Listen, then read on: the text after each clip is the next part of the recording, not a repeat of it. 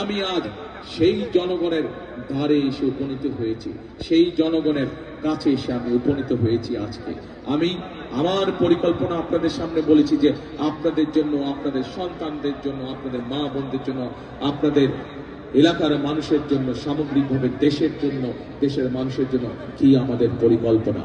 কিন্তু ভাইরা, আমি একটু জানতে চাই 12 তারিখে আপনাদের কি পরিকল্পনা? বুঝি না, শুনি না। ইনশাআল্লাহ প্রিয় ভাই বোনেরা,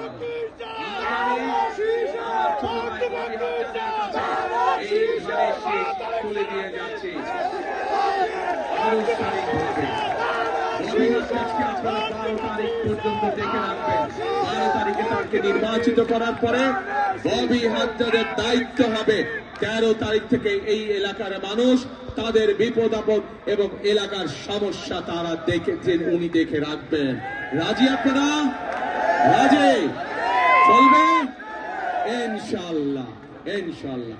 প্রিয় ভাই বোনেরা, তাহলে আসুন এই নির্বাচনী জনসভার শপথ হোক একটি, প্রতিজ্ঞা হোক একটি। কি সেটি? সেটি হচ্ছে আমাদেরকে জুলাই যোদ্ধা, মুক্তিযোদ্ধা সকলের সেই প্রত্যাশিত বাংলাদেশ আমাদেরকে গড়ে তুলতে হবে।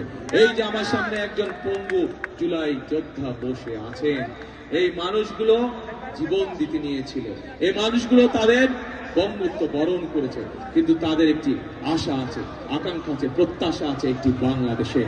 আমরা কি সেই বাংলাদেশ সকলে মিলে তৈরি করতে পারবো? তাহলে আসুন, কথা একটাই, কাজ একটাই, করব কাজ।